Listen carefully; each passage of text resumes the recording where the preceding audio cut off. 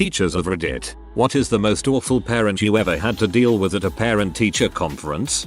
The worst was a mother who threatened to pull her daughter out of the school system if she wasn't given the lead soprano role in the high school's Christmas concert. Her daughter had auditioned, like everyone else, but didn't have either the voice or skills required for the part. The student understood this and agreed with the decision. It was her mother that turned it into a confrontation, believing her daughter to be an opera star in the making. 5th grader with a ton of potential and an awesome personality. He was one of my favorite students, but chronically unprepared and always behind on homework. Mom comes in for conference and makes excuses for him, blames me for giving confusing assignments, not accurate, and tells me how she can't help manage his HW because she has 2 other kids to worry about. For example, grandma picks up kids and drops them at brother's baseball practice. My student leaves backpack in grandma's car. Mom picks up kids after practice. Her conclusion was, why should brother miss out on baseball because he has siblings? After about 5 minutes of this, I stopped her and turned to the kid. I asked him if he thought he could be doing more, even if it's on his own, and he said that he could. I told him I thought so, too, and thanked them for coming in. Next day at school, I told him that I thought he was a great person who had a ton of potential and that he was going to have to make things happen for himself. He totally understood what I meant. It broke my heart.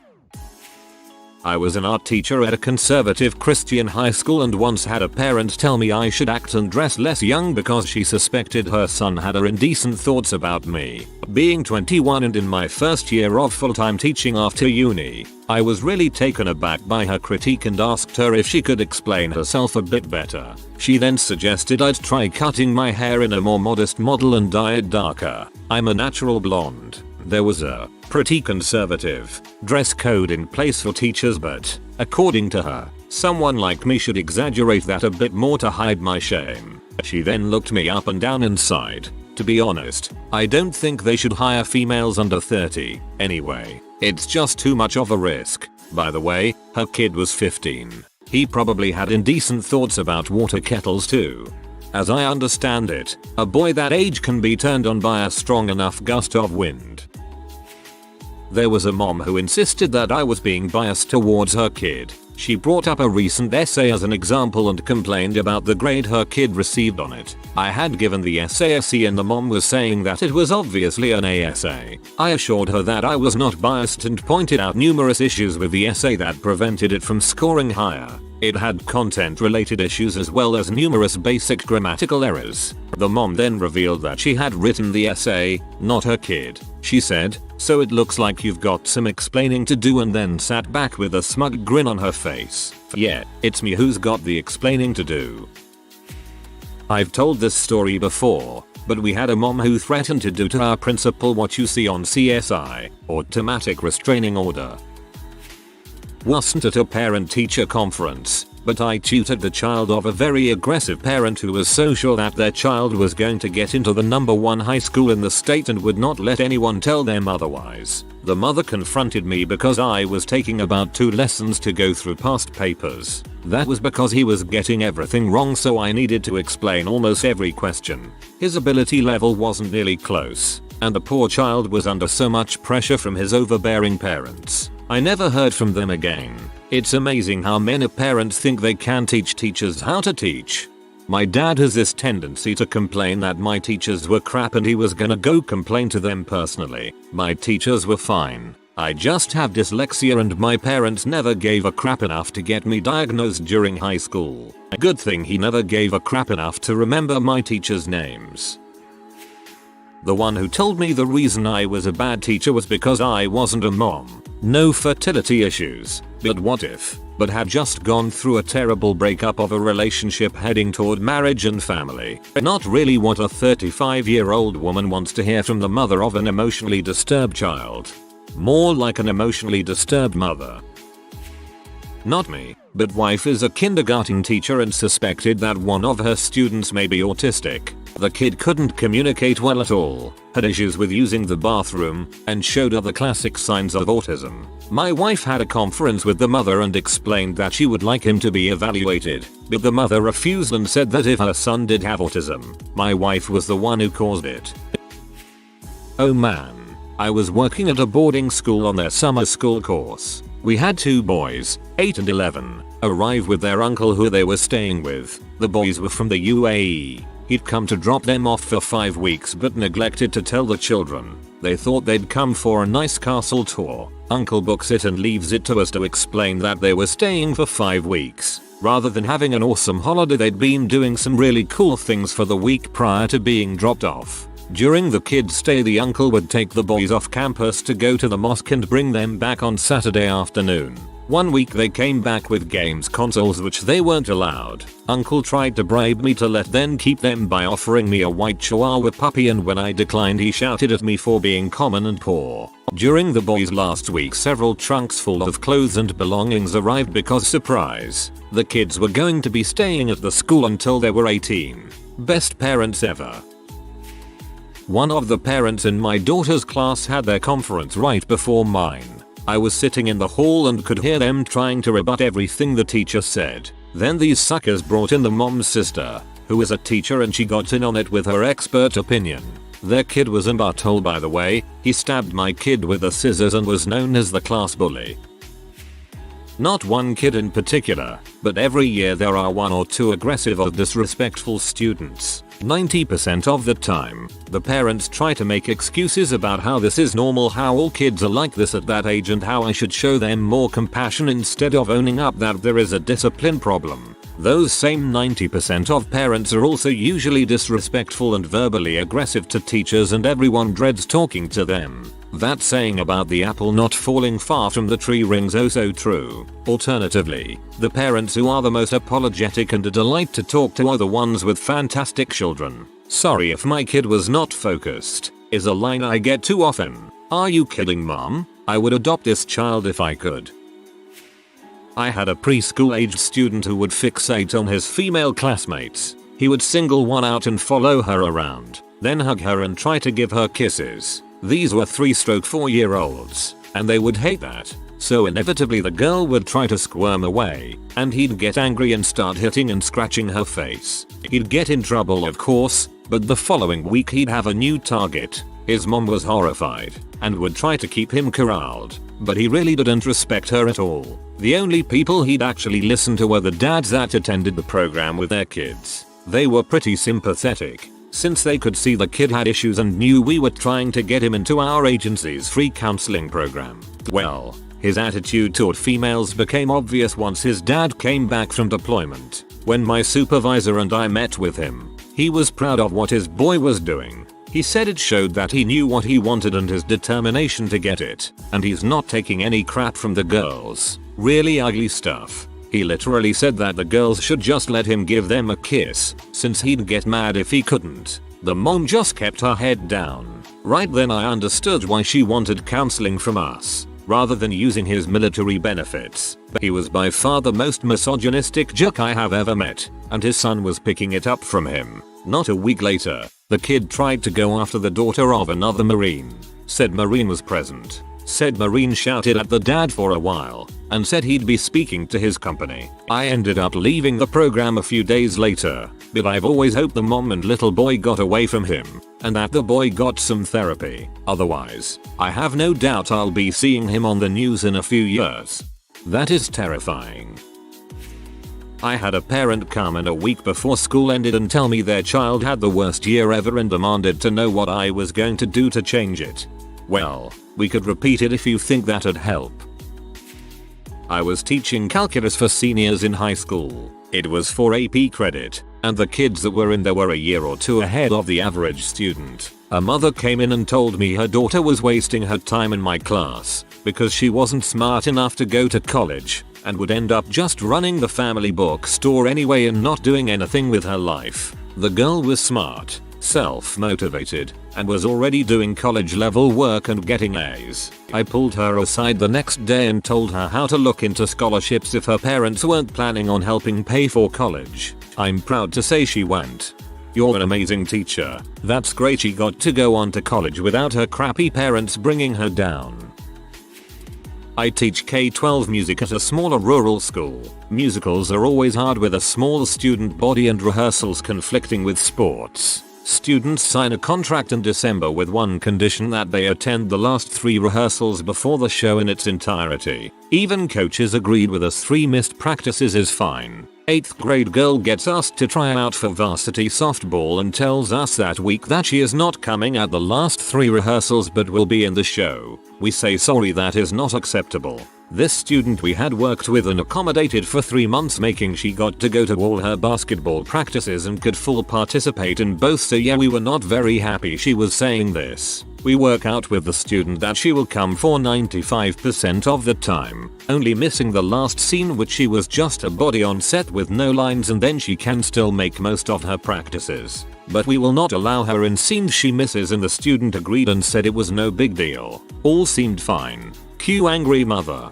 Demanded a phone call that day. It was 3 PM when we got her email. First sentence was, well, she didn't know when she signed she would be asked to try out, so she shouldn't be held to her contract, which obviously we said is not how contracts work. Then she turned to rage mode, started screaming insults at us, trashing my profession, made numerous comments on how no one gives a crap about music, so why don't we just frick off. Accused us of things that were not true, from threatening students to showing favoritism to giving ultimatums, and then she gave us an ultimatum saying either we let her miss and be in every scene or she is pulling her out. Finally my co-worker got a word in and cut the conversation off, saying an admin will contact her tomorrow. This was 6 PM after rehearsal. The coach talked down the mom, saying it was fine that she go to us first and she will still get to be on varsity, but I never want to see that parent again. After our very successful show she was all over Facebook saying how wonderful it was and how lucky the kids are to get to participate. We just shook our heads at her. I hate how sports are always more important than music. Always. Look, if you want to do one and not the other, great. But don't try to do both and expect music to just take a backseat, but you still want to be the star. I had a student, 11th grade, throw scissors at me because he heard someone call me mean. His mom tried to tell me that he gets really upset when men disrespect women. Meanwhile, he told me he could have really done damage if he wanted to. The sad thing, I had only asked him to complete his journal entry for the day. The scissors were then locked up every day. It still blows my mind, and I actually laugh to this day about the incident. A guy came to school livid about his kid's performance. He shouted, insulted, and blamed everyone except his kid himself. The twist is, his kid doesn't go to this school. He actually did not know what school his kid went to. No, he is not divorced. Yes, he lives with his family in the same household. No, he didn't get the school name location wrong. He actually thought his kid went to this school. In our area we see a lot of parents who don't give a crap. But this guy was something else. Sorry for the bad formatting. Posting from phone. I'm white, and I teach at a predominantly black and Hispanic school in a lower income area. I had a black student who would basically sprawl on his desk every day and refuse to do work. Mum was shopping for excuses to get him special treatment because he was an athlete, and if there were things in his plan before he got to high school it would make high school easier. So mom accused me of being racist toward black people and setting unreasonable standards. I reached across my desk and showed her my wedding picture and my wife, who is black. Mom's response, well, she looks pretty light to me. I don't think she's really black. Mom's response, well, she looks pretty light to me. I don't think she's really black. That woman is a special kind of stupid. I teach at an after-school academy in South Korea, so I don't interact with the parents directly, but there are so many kids with behavior problems. Whenever I have the head teacher call parents, I always get the same response. The parent knows about the behavior and they can't control them either.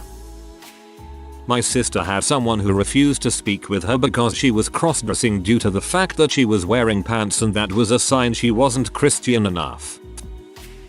Not a teacher, but my parents were pretty awful to my teachers. Throughout grade school, I noticed that my parents always said disparaging things about teachers I liked and praised teachers I hated. So by junior high, I would flip the roles. If I liked a teacher, I always claimed I hated them. And if I disliked a teacher, I made up crap about how inspirational they were and how I loved them. Have you ever had that point in your life when you were really right about something and you were disappointed instead of overjoyed that you were right? Yep, it wasn't 100% foolproof. There were some teachers that I liked in the beginning of the year that I ended up not liking at the end of the year, and vice versa. Sometimes teachers would come up to me in annoyance and ask why my dad was so mean to them. My dad is a sociopath and considers himself far more intelligent than anyone he is in front of, and he makes them know it. Eventually social services got involved, and that changed everything. Now the teachers had a note in my file that things at home were not good, which pretty much disconnected my parents from being taken seriously. After that happened, I had a lot of teachers that were very valuable allies in getting through my life. Some taught me a lot of valuable lessons that I still use to this day. I am extremely grateful for all of the teachers that I met that helped me along. It's nice to hear of bureaucratic systems actually working as they're supposed to. Congrats to you for picking up what they were laying down.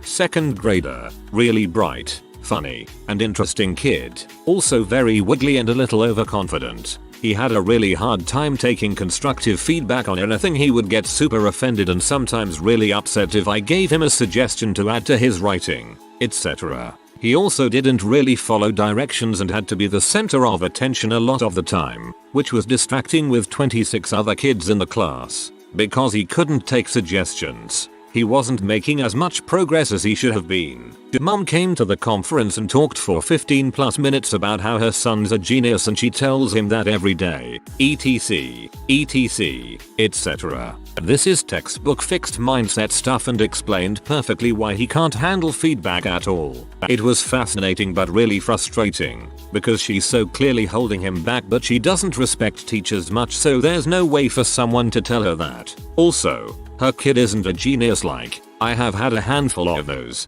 and he is just not one of them, but he is still awesome, and important, and special and wonderful. It was just weird to see how much she insisted that he must be the smartest kid in the room.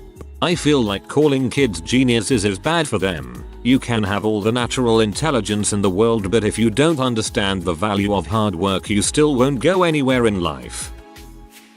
My district is actually about 90% full of decent parents. Parents who want their kids to do well, but correctly, like parents who, if the kid is failing, ask what the kid can do to bring their own grade up, make up missing homework, extra credit. They want to know how they can help. The worst I get, usually, is wishy-washy parents, and my student must go to Ivy League parents. When I call a wishy-washy parent and say, yeah, it's a third of the way through the quarter and your kid hasn't done any homework, here's my website where the kid can download all the missing homeworks and turn them in for partial credit, the parent says, well, I'll try to get him to do that. At that point, I wash my hands of this homework being done. I've done my job, covered my butt with regards to contacting the parent. I'll contact them again towards the end of the quarter saying, yeah, kid's gonna fail if the homework isn't done, and wash my hands again. I had one mom ask about grades. Her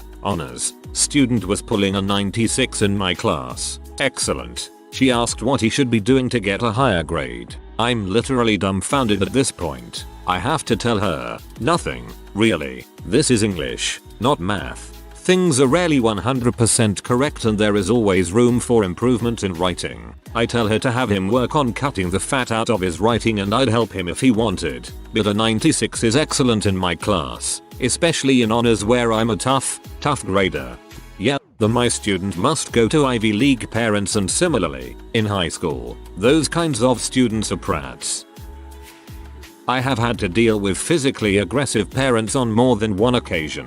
The worst was a dad who almost out of control because we had confiscated a knife and called him in about it. I teach at a small high school in a village in England. I am rather tall, 6'5". A couple of parents went to the principal to complain that I am unapproachable and intimidating despite the fact that I smile constantly and am very friendly. Ended with a meeting with myself, the parents and the assistant principal to talk about how I could be less intimidating and more welcoming to parents. I didn't return to that school the next year. The answer is obvious. Cut your legs off at the knee. Had a senior in drafting class. Didn't work. Refused to stay awake through class. No effort whatsoever. Needed the class to graduate.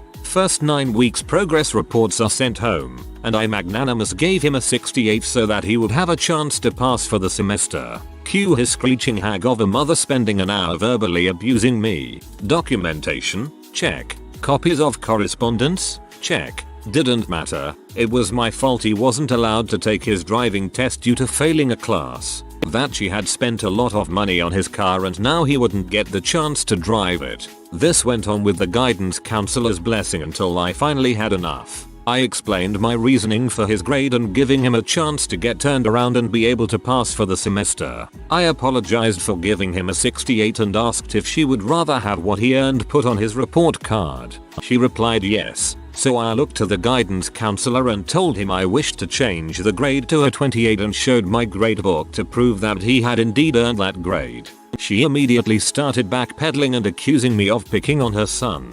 I stood up, looked at her, and said you have a choice. The 28 he earned, or the 68 I gave him. Have him let me know tomorrow. I am late for class. I walked out of the meeting. They chose the 68. He was a model student after that. That must have felt sweet.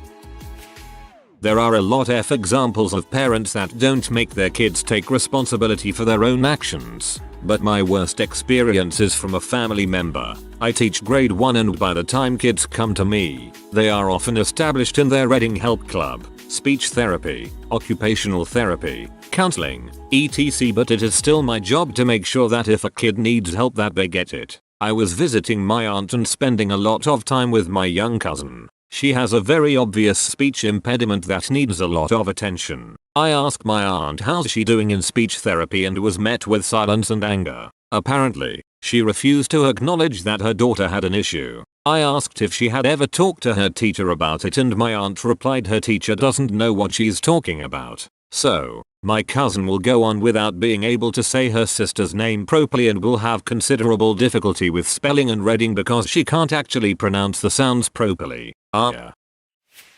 My mother, a teacher, had this parent whose kid was about 13 years old and has severe and treated ADHD. The mother explained that she just had too many things going on in her life to worry about her own son and that he needed to learn there were consequences for his actions. This kid has a medical disease and she's literally ignoring him because she had better things to do. The parent that expects the school to raise their child. Not her fault. She has better things to do. My first year of teaching. First parent-teacher conference. First night ever meeting students' parents and I almost got into a fist fight to defend myself. I had taken a temporary pay teaching contract in a teeny tiny town in Saskatchewan a day before the school year started. Unbeknownst to me, the guy I was covering for only had 2 lessons in his lesson plan. Dodgeball and floor hockey. Come PTI night. An upset parent showed up to the interviews angry that their son had an 8% in pay. I'd asked my principal to join me during this interview and he pulled up a chair beside the angry dad. For the next 90 minutes, I calmly and politely tried to explain the reasoning behind my unit plans, backed up my grading and my lesson planning with curricular objectives and ministry initiatives. I crossed every I and dotted every T while they, literally, were yelling and screaming at me across the table. It culminated with a 250+ pound father standing over my table with my face less than 2 feet from mine and waving his finger less than 2 inches away from my nose while yelling that I was an arrogant prick that needed to be taught a lesson in humility from someone older and wiser. My administrator did nothing. I've bartended, bounced, and I train in martial arts. That was the most like a potential self-defense situation that I've ever been in. I got an adrenaline dump after the interaction worse than my first boxing fight. That's how close to a fist fight I thought this situation got to. Can you explain how the kid failed pay? All the pay classes I've taken would just show up for a B and be dressed for an A. My wife is a 2nd and 3rd grade teacher. She had her purse stolen by one of her kids' parents. She left the conference midway through the meeting to grab some printouts, test scores, for the dad. When she returned he was gone. She didn't realize until about 30 minutes past that her purse was gone. Also, I teach 7/8 choir, but was asked to sub for 1 hour of 6th phys ed. They were crazy, but whatever. Until at the end, one kid messes up a VB hit. and a girl yells across the gym that he's a homo. I pull her aside and tell her that's not okay. She claims she didn't say anything. I write her up. She scribbles it out and starts fighting with me. I bring her to the office and try to forget about it, even though I'm fuming mad. Well, her mother, who is the secretary for another school in our district, calls me later and chews me out, saying her daughter said hobo instead of homo. Insert eye roll. Okay, sure. She still shouldn't have yelled anything at another student. Yes, I'm sure she said homo. Yes, it was loud. No, I didn't escalate the situation. Your daughter did, etc. Left the phone call nearly in tears as my next class is walking in. Turns out she also called me principal to tell her I sounded young and inexperienced. 26. Fourth year teacher, and that she stands by her daughter saying hobo. The principal also rolled her eyes, but it's just frustrating. If you are new to the channel, you can subscribe. I publish new videos every day.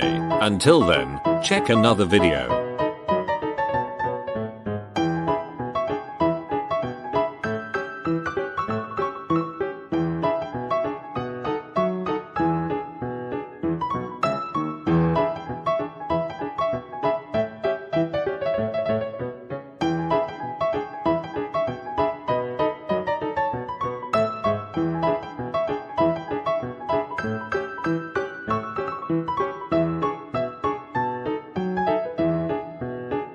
Bye for now.